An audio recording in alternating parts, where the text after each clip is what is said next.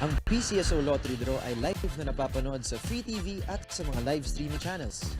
Live na binobola ang mga winning numbers kaya walang makakapagsasabi kung ano ang mga mananalong numero sa bawat draw. Huwag maniwala sa mga text messages, liham o tawag sa telepono na nagsasabing magbibigay sila ng tip kapalit ng pera o cellphone load. ISO certified ang PCSO Lottery Draw procedures kaya makatitiyak ang lahat na pantay-pantay ang inyong chance ng manalo.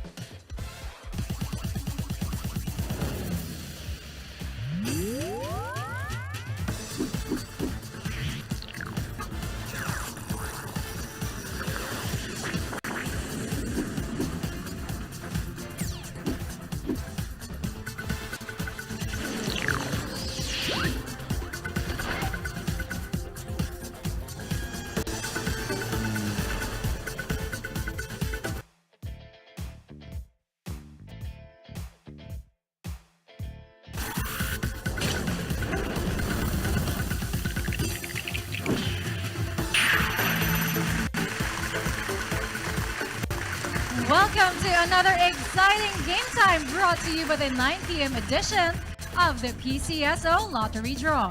Isang maswerteng araw po ng Lunes, November 25, 2024. Isang buwan na nga lang at Pasko na. Ang tanong, may pang Noche Buena at panregalo na ba kayo para sa inyong mga inaanak? Kung wala ba, baka dito mo na makuha ang pambili mo ng aginaldo. At ang catch pa dito, sa 10 pesos or 20 pesos na halaga ng ticket, pwede ka nang manalo hindi lang ng libo-libo, kundi maging ng milyon-milyong papremyo. Kaya naman, never miss your chance dahil every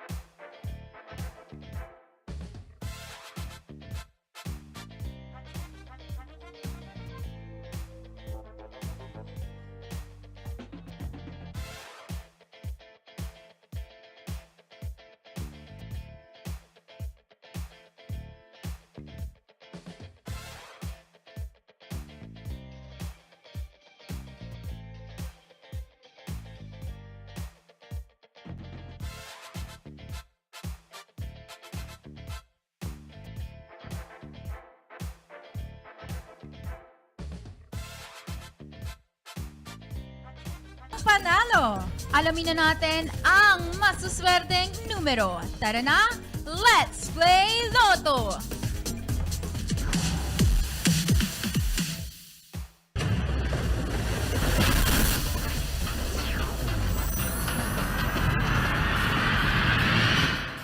At unang aarangkada ang Mega Million papremyo.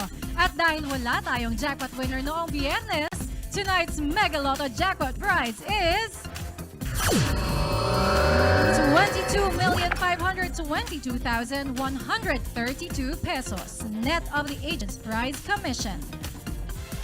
Sir, please press that button and let's play Mega Lotto 645.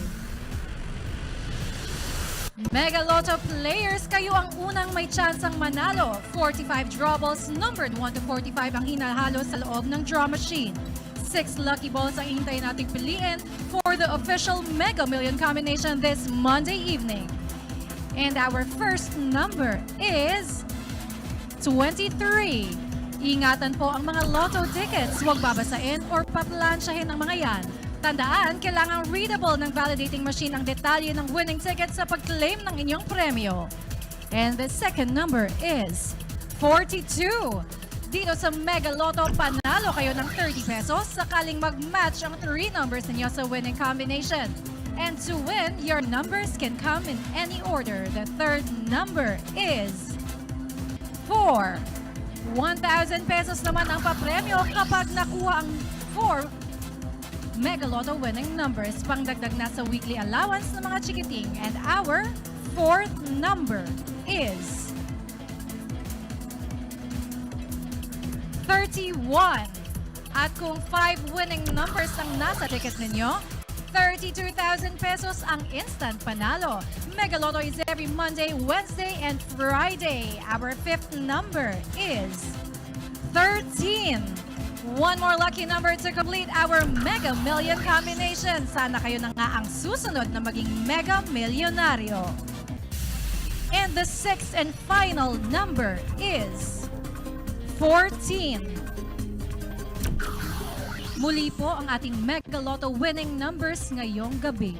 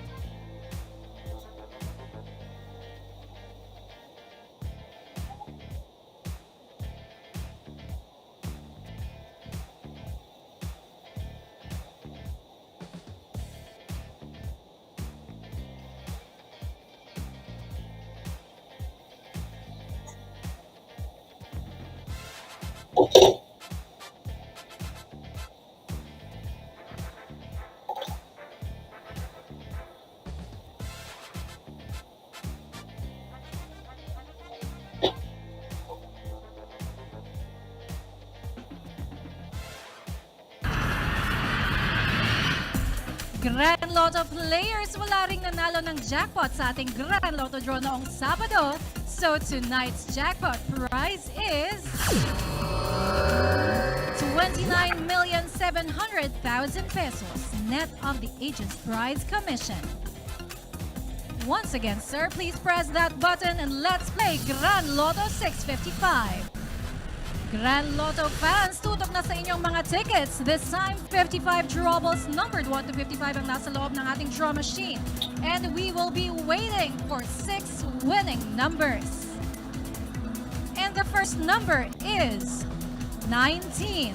Sa mga jackpot-bearing games ng Lotto, paghahatian equally ang jackpot prize kung dalawa o higit pa ang ating jackpot winners. The second number is 15.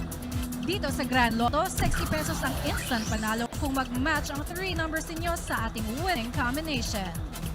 And the third number is 7. Sakaling makuha ang 4 out of the 6 Grand Lotto winning numbers, 1,500 pesos ang inyong papremyo. The fourth number is 33. At kung 5 nanalong numero ang nasa ticket mo, instant winner kayo ng 100,000 pesos. Our fifth number is 49. Reminder po sa lahat, 18 years old and above lamang ang pwedeng makasali sa mga Lotto games. And to our game players, let us play responsibly. And the sixth and final number is 25. Recapping tonight's Grand Lotto winning numbers, we have 19, 15,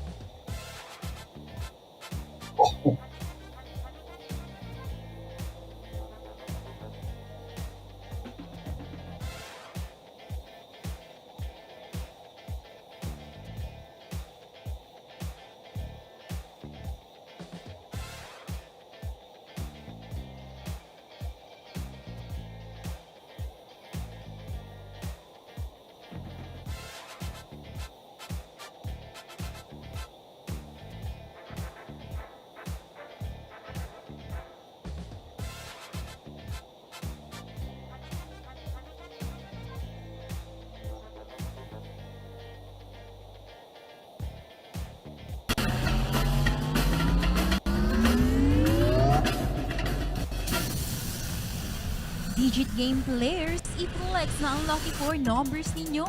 Dito sa 4D Lotto, may chance kayong manalo ng ibababa sa 10,000 pesos per 10 peso play at pwedeng umabot sa 100,000 pesos per 10 peso play. Yan ay kung makuha nyo in exact order ang 4D Lotto winning combination. May system plays din dito gaya ng Roll 1, Roll 4 at Perm o Rambol. So good luck 4D Lotto players! At narito na ang ating 4D Lotto winning numbers. The first number is 3. The second number is 2. The third number is 5. And the fourth and final number is 2. Again, tonight's 4D Lotto.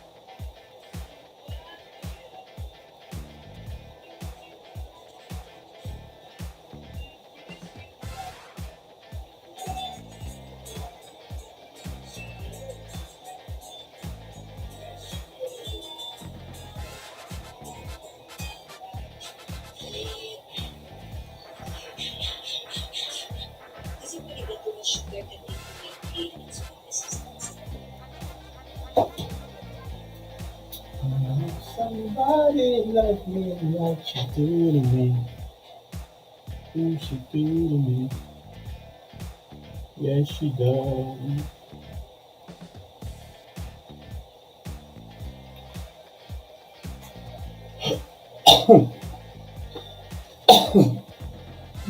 Don't let me down.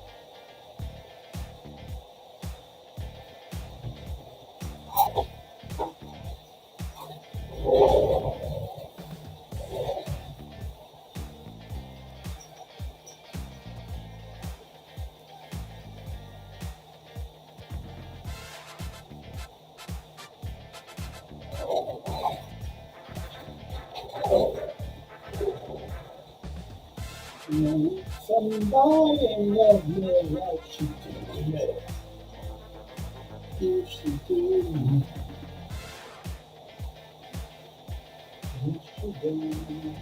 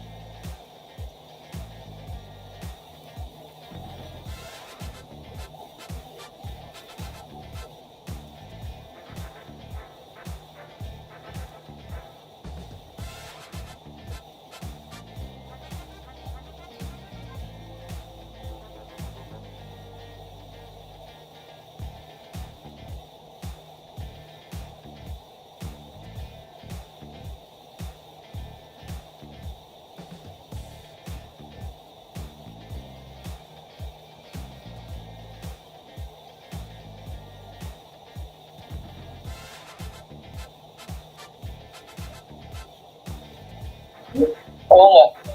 Ayun. Hello. Walang tao kanina eh. Hindi, Sorry. nasaan pa ako eh. Tulog. Hindi ka nalasta. Oo nga.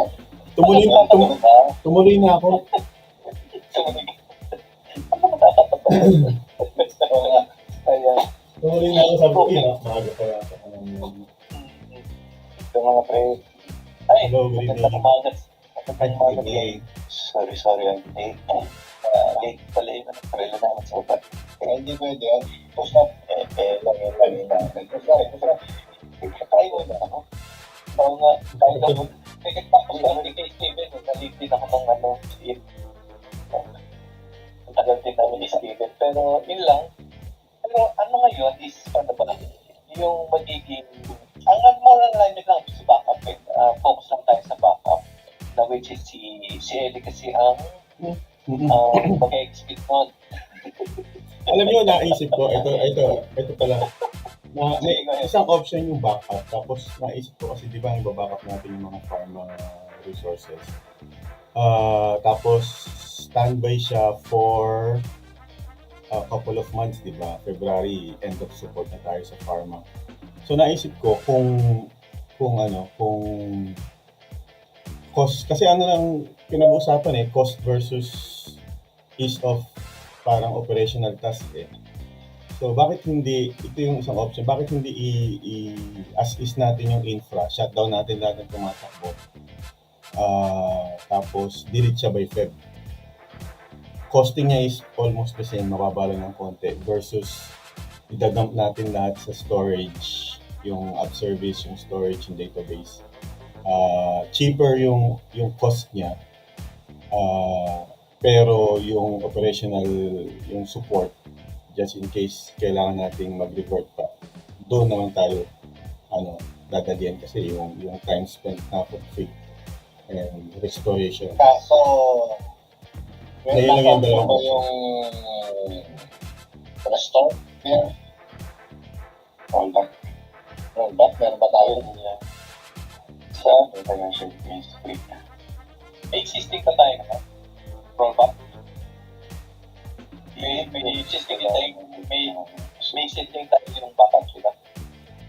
Pero hindi kasi napag-usapan yung rollback. Pero kung kaya ito may asterisk kasi hindi ko rin sure. Pero naglagay lang ako. Hindi.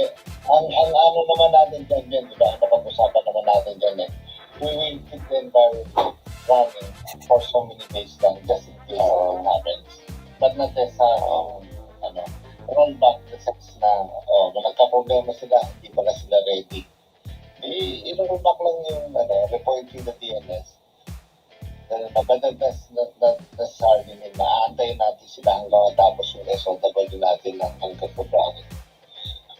Yun lang naman yan. Ibig sabihin, kung magre-restore, wala tayong tatanggalin. Wala nang infra. Kasi kapag Wala backup naman, kasi natin, deleted na. hindi naman, wala sa usapan kasi. Yun lang naman yan. Kung ang susundin is yung rest of the menu. Kaya nga, binrote up ko lang yun, baka pwede. Okay. Consideration. Ang to, hindi na ko rin yung parang, so, hindi ako naka-focus kanina. So, ano yung point na pre? Hindi natin tatanggalin na. Kumbaga yung infra natin. Yung infra natin as is. So, yun lang, as is lang. Shutdown lang natin, halimbawa, para hindi lang siya accessible kahit saan. So, shutdown, disconnect. Pero yung setup ng infra, nandun pa rin siya. Hindi lang siya ginagamit. So, ang point doon is, just in case kailangan natin ibalik, turn on lang. So, switch lang natin as operational na. Unlike nung So, you're saying, pag binackup natin, delete infra, nagka-problema, restore infra, reconfig, deploy. Yung cost versus operation. kumbaga, Kasi ginawa namin yun sa BI dati. ano natin po. Ang graphic sa nakikita ng mid-set.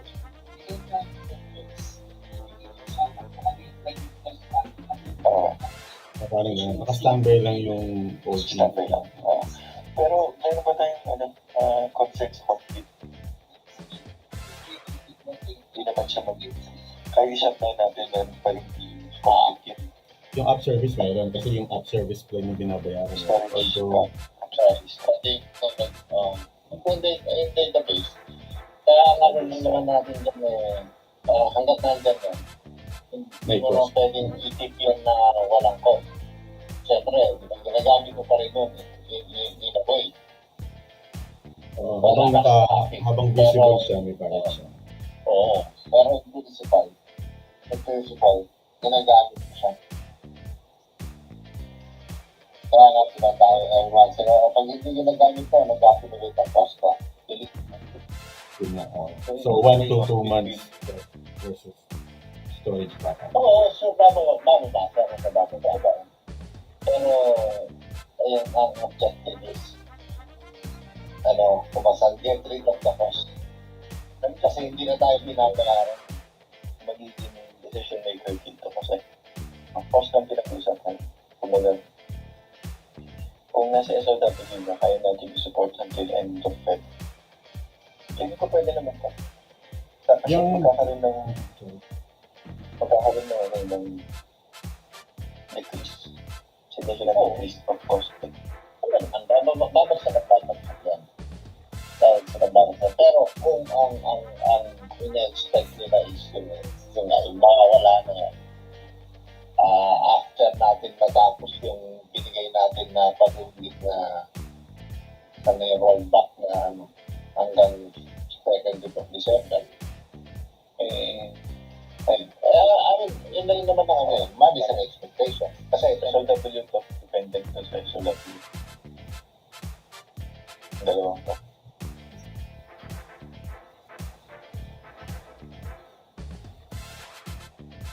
At hindi siya pwedeng magkasabi na ganyan. So, either backup or rollback or standby. Kasi itong rollback support na to is, ito na rin si backup eh. Hindi, yung parang rollback na yun is, hindi naman siya actually rollback eh, parang turn on na.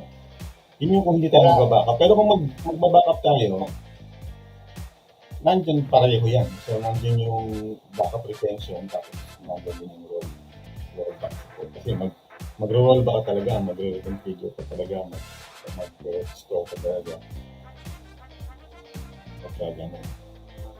Kaya yun lang naman yung gusto ko Pero reconfigure natin dito is yung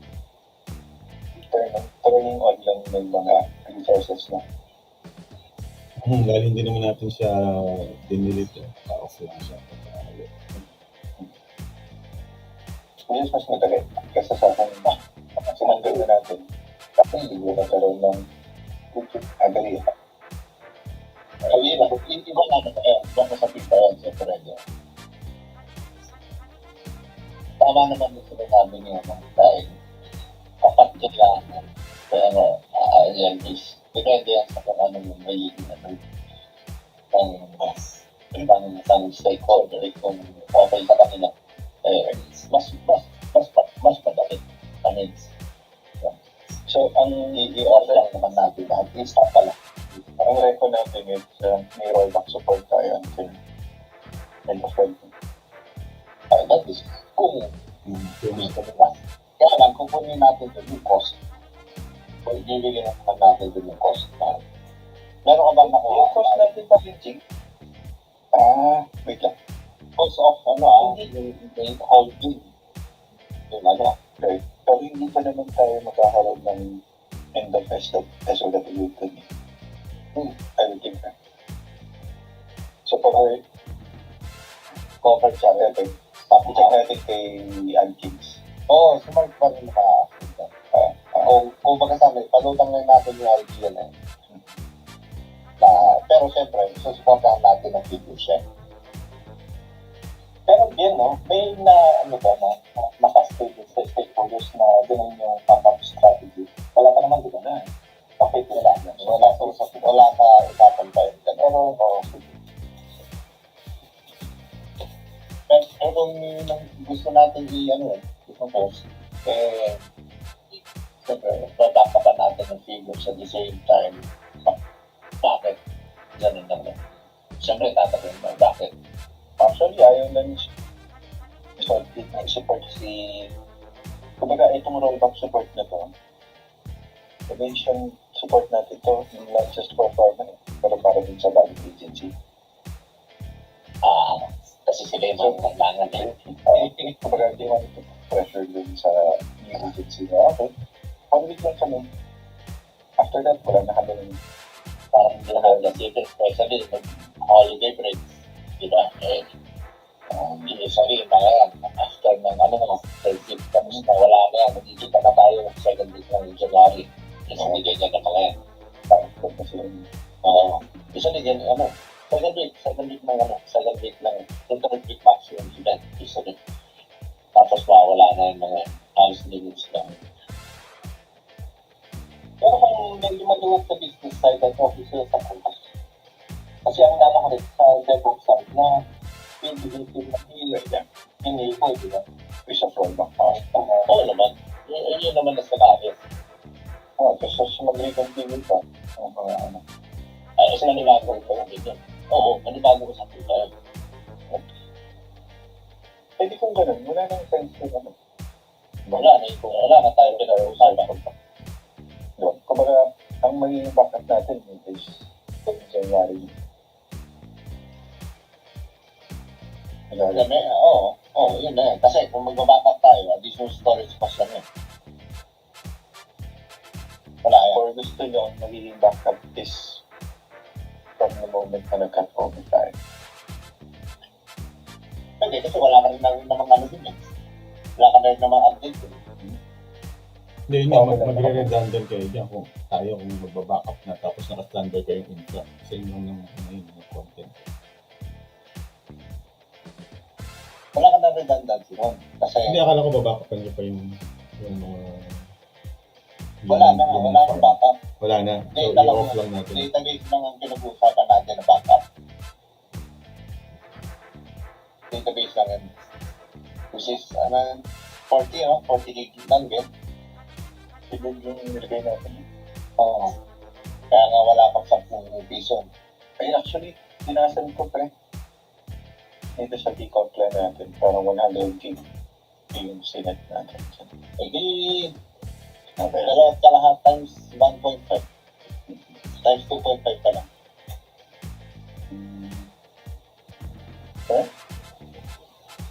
Kung sa 0.002 pero $18 per tera pala. Kasi barya lang po kasi 0.18 lang yung di ba?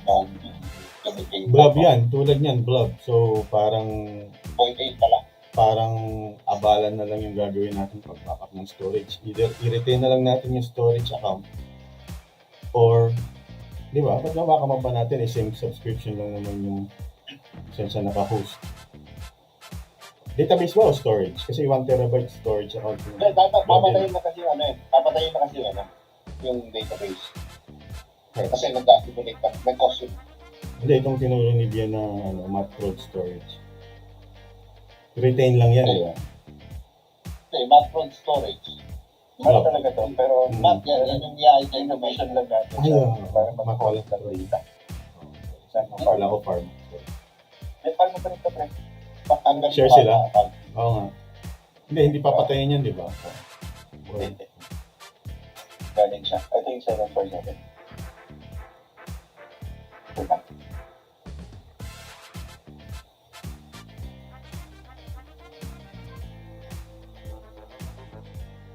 So, you're saying, Kylie, i-back up pa rin natin siya.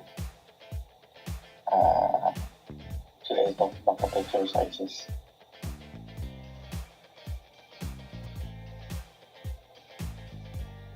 Diba? Hindi eh.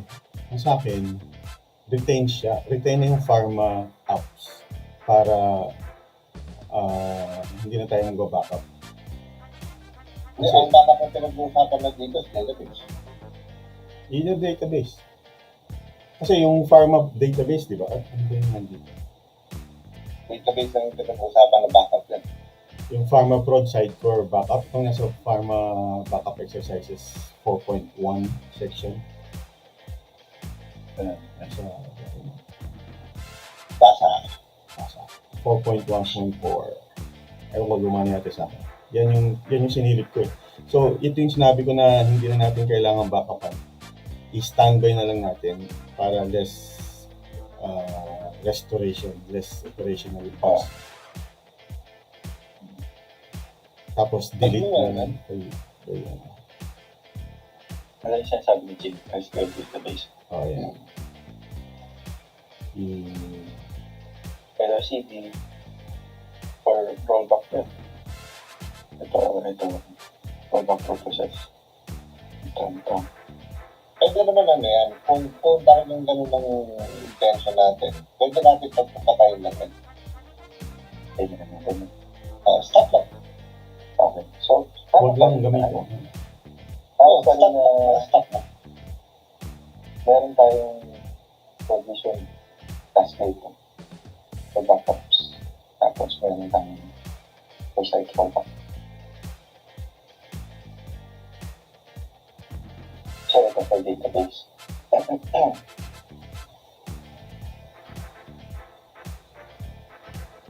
Kaso yung mga policies doon, dahil sawa, kumikita yun.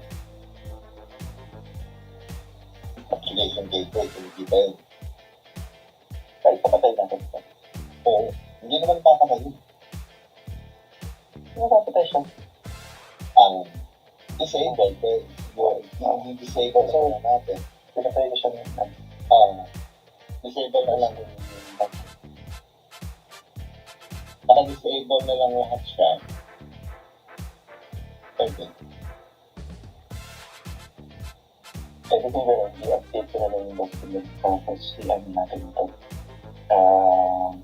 Lagay tayo ng section. Pero alam mo, hindi pa rin natin magasano conclude na wala talaga siya. Pero maganda rin exercise and experience din na para malaman natin talaga na totoo yung iniisip natin.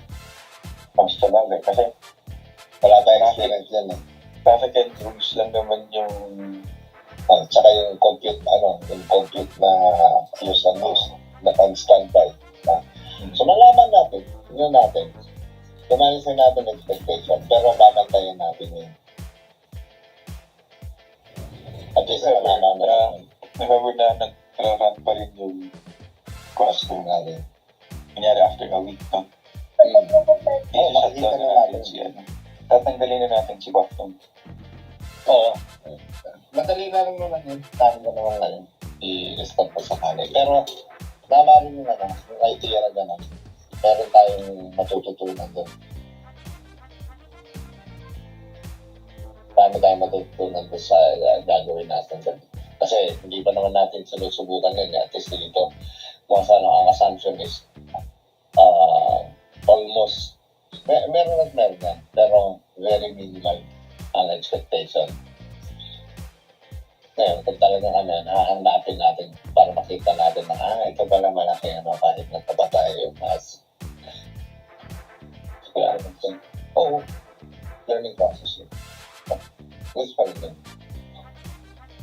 So, tanggalin ko na to, mga pre.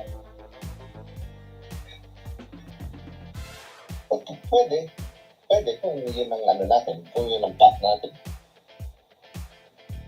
Tanggalin natin pa kayo. Ay, gagawin mo. Try na Dagdag natin. kung i-ticket natin yung input.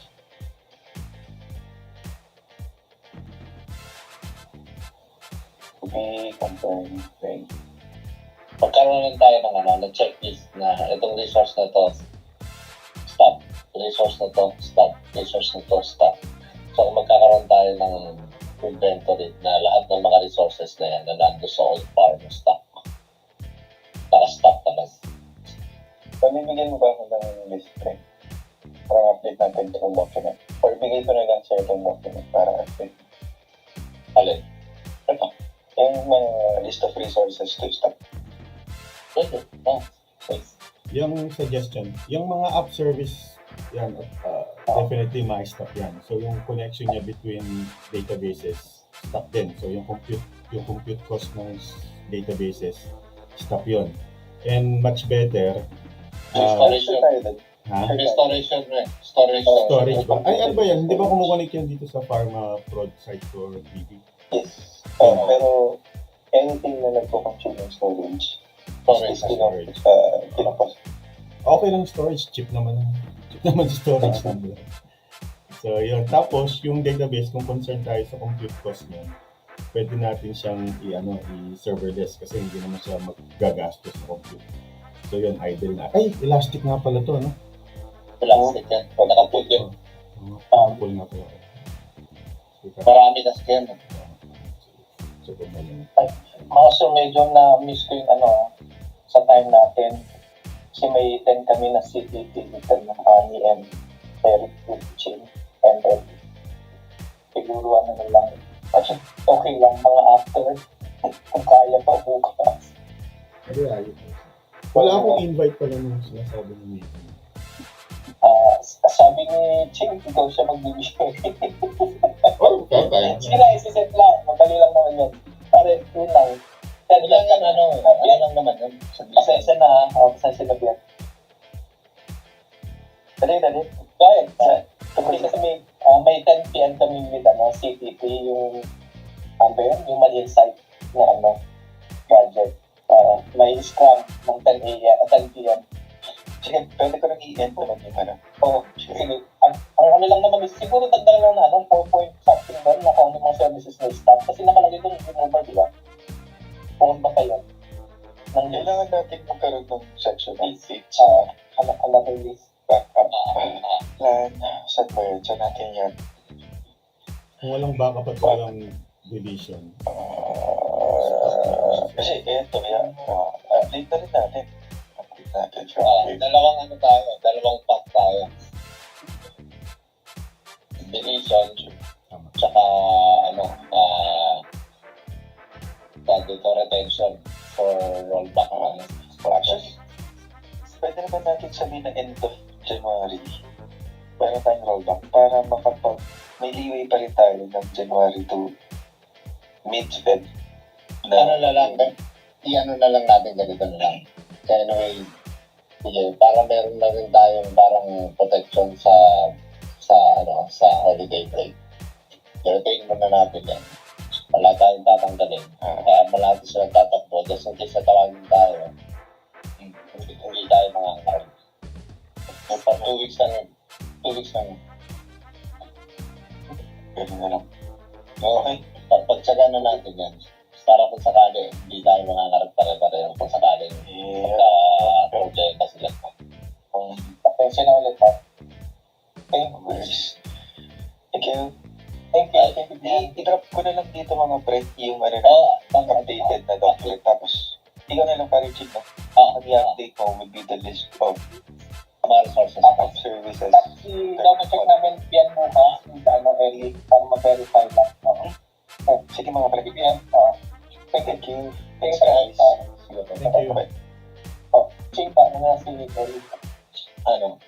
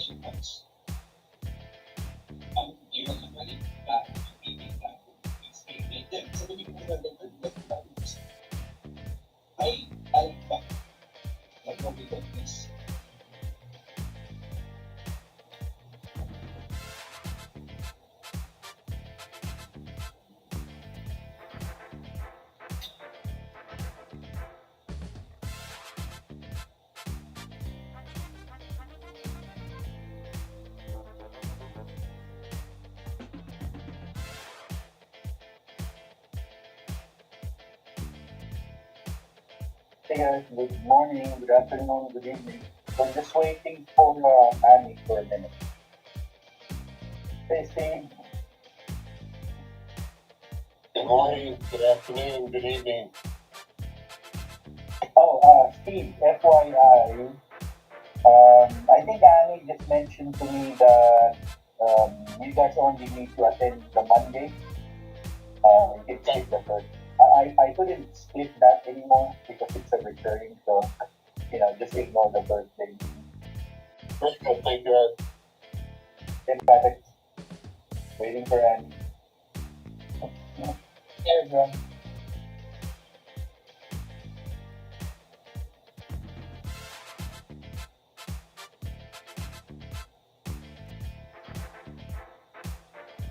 Hey Annie, morning. Good afternoon. Alright. Annie, do we want to proceed normally or do you want to talk to Steve and I guess Ray. So, Annie, we can hear you. I think you're on mute.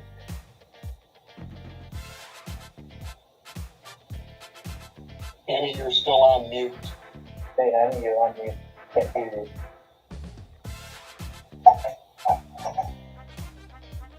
So, maybe hang up and call back. We can't hear you. We can see your lips moving. Can't hear you. Alright. Hello? Yeah, there you go. Yeah. So, Perfect. so do we want to talk to Steven and Ray before, and then we can let them go, and then we can start with their normal, talk? Steve, how do you want to proceed, Ray? I mean, So Ray and I we meet every Monday morning, and we aligned at 7:30 this morning. So I think we're all aware of where we are. If anything, I think that what we want to do is nail down the specific priorities or items that need to go on the list. Ray has a very straightforward immediate tasks and short-term goals list that he's established with the team, and I'd like to make sure we get specifically each of the areas that are a challenge for us right now onto that list. We don't have to go into them in any great detail this morning because Ching's going to have a perspective historically on those as we discuss. We just need to get them on the list so that we can begin to figure out, how to address each and get an idea of how big each is, so that we can get back with you and begin over the course of each week to either show progress against those or to align on effort and prioritization, for example. So, Annie, and I apologize because I didn't take notes on Thursday and I should have. that's it. But if you could just kind of lay out what you think those items are that are out in front of us that the team needs to look at together. Ray, if you would, listen to Annie as she's going through here and capture each point and go ahead and at your opportunity, get that out onto the task and prioritization list we looked at this morning. Just capture it to begin with for today. And then we'll work together to begin to get an idea around, approach and effort and prioritization. We just need to capture the items this morning. Does that make sense, Ray? Yes, I do. Very good. All right, Annie, I'll be quiet. No, of course. Sorry. And I'm going to give Eric and Patrick and team a bit of background as well, because this is a conversation that I think we had with Ricardo.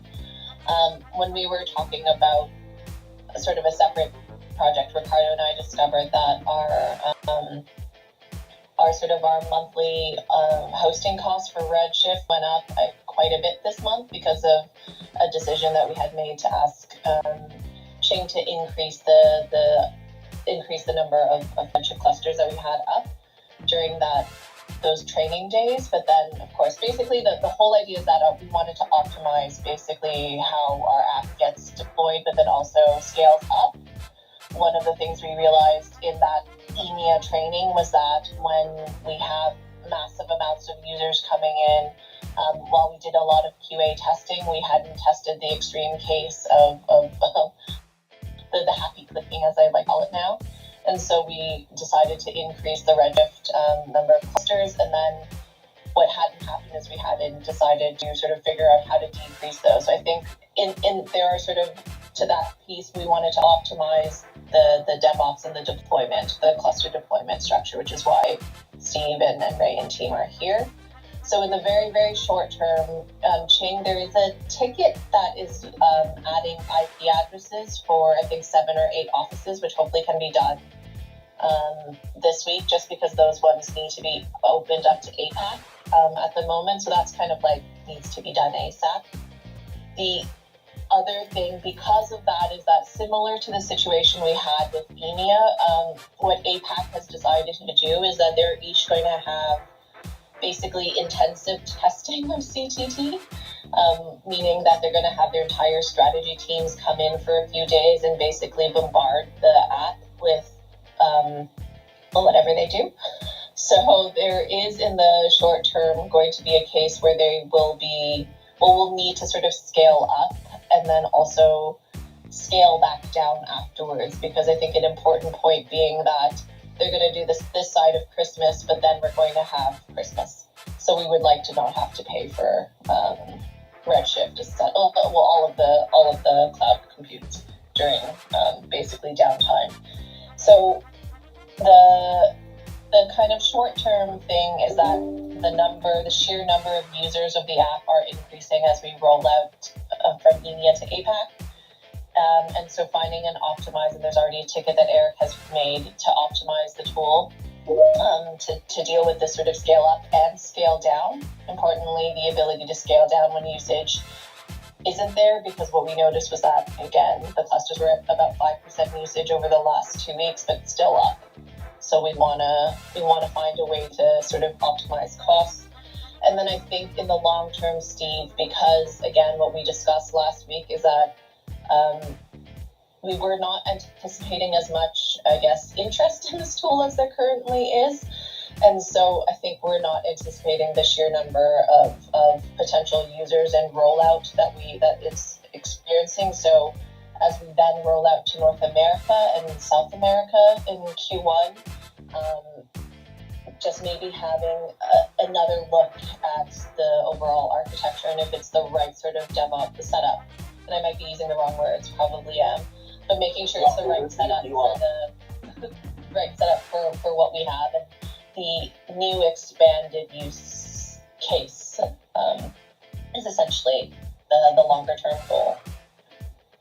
Does that make sense? Well, yeah, it does. In fact, if anything, that's really the thing that's bumping around in my mind here as we speak about a ticket for adding additional IP locations for APAC or whatever the next is, and that we need to upscale for those. I mean, the good thing is this is becoming a very successful tool.